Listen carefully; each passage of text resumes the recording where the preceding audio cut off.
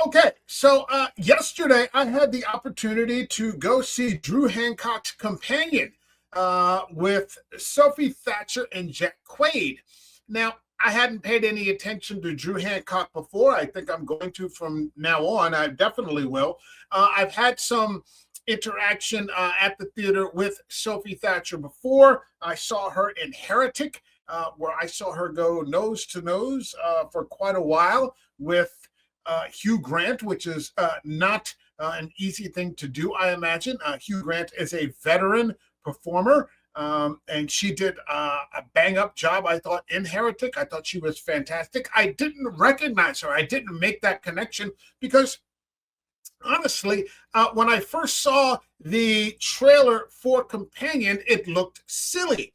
And then I started to understand a bit more of what the story was about. And I was like, oh, okay, this actually sounds interesting. Now, I'm going to keep this spoiler free, which is going to be difficult because anything that I talk about that's even slightly beneath the surface is going to be a reveal. So I've kind of got my work cut out for me, and it's probably going to considerably shorten the length of this video. Now, Sophie Thatcher is from the Book of Boba Fett. I really didn't see that. I haven't seen Maxine, the Ty West trilogy. I wasn't a part of that. I didn't see Yellow Jackets. But now I'm almost tempted to go back and check those out just to see her. And so maybe I will. Jack Quaid, of course, from The Boys. He plays Huey. I never really got past the second season of The Boys. I kept hearing it falling off. It wasn't the greatest show I ever watched, but I thought the first two seasons were pretty good. I wasn't necessarily a fan of Huey, but of what was going on with the superpowered characters in there. But Sophie Thatcher really does a fantastic job and just has this amazing expressiveness as she shows this spectrum of ability in terms of demonstrating through her face every conceivable sort of emotion, from innocence to rage to fear to pain to helplessness. I mean, just everything that you could think to ask someone to show you in front of a camera. That's what she's doing.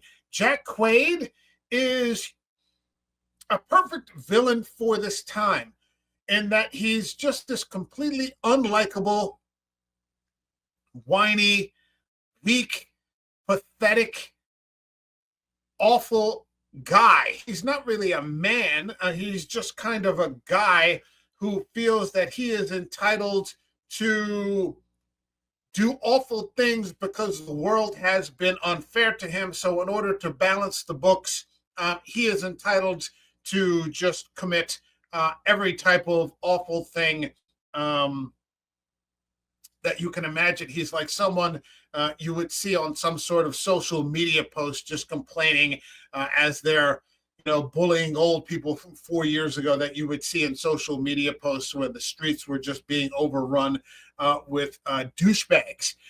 He fits that role perfectly. He reminds me a little bit of Jesse Eisenberg from Zack Snyder playing Lex Luthor, who is just this skinny heap of pus who just, the world is unfair and my father was cruel to me. So, I just get to be a psychopath. He plays that kind of character. Now, the one thing that I guess I will get into a little bit, otherwise I'll just have nothing to talk about, is that this movie touches on the concept of the artificial person or the synthetic companion, the artificial friend, that sort of thing. And in that sense, it reminded me a bit of a scene I saw from HBO's Westworld that I never followed through on it. I don't think I made it past the first season of that. I watched maybe 1 or 2 episodes, but I remember there were these 2 characters that went into a Wild West scenario because one of them secretly wanted to know what it was like to kill someone.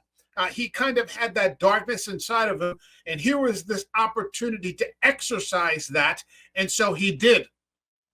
And so it takes place within, I guess, what you would consider to be the not too distant future, where humans are able to purchase synthetic companions.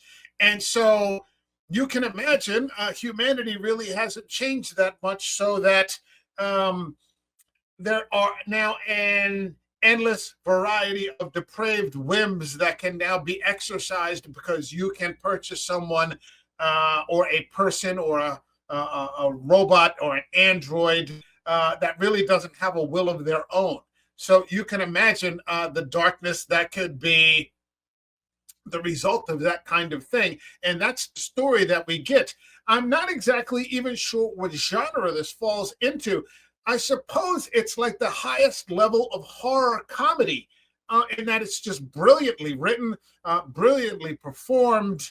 I couldn't believe how much I was enjoying it. As I began, before I went into the theaters, to understand what it was about, I was looking forward to it more and more. But then to actually sit in the theater and I'm just laughing and just enjoying and thinking that it's just fantastic all the way around, I was like, wow, this is just so much better than. Well, I won't go so far as to say it was so much better, but it was what I was expecting, which is just a first-rate experience.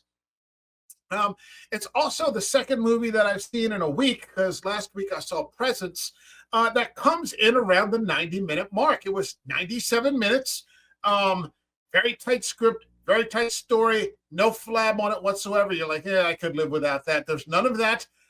It's just great to watch from beginning to end. Made for $10 million. So, I mean, are we coming back to, I mean, Lord knows I'm no, hater of the 4 hour, saga, going back to Ben-Hur, DeMille and Apocalypse Now or Lawrence of Arabia. But we seem to be coming into this era of inexpensive and relatively brief, tight stories that fall into the 90-minute to 100-minute mark. So maybe those types of movies are making a comeback. Like I said, I'm going to keep this spoiler free, but I would get yourself to the theater to watch this. My review for this film, my rating for this film, I'd be giving it 4.5 out of 5.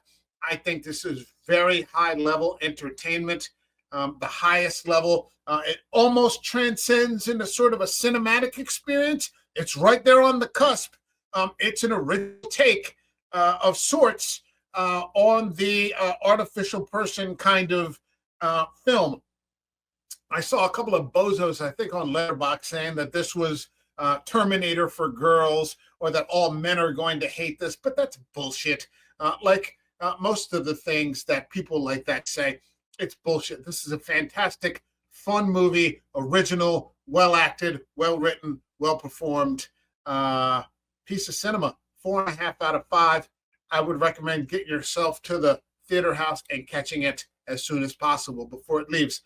One of the things that disappoints me nowadays is that the quick turnaround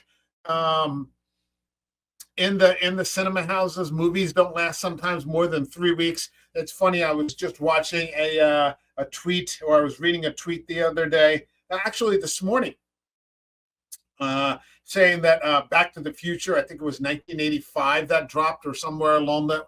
It was number one for 2 months in the theaters. Now you can't get a movie that lasts, more than 3 weeks. You're very lucky if you do. So when these movies come out, and I think that's part of the reason why, I don't know if Hollywood's just making too much, and they're flooding the theaters with product, but a movie, it doesn't have a chance to catch on.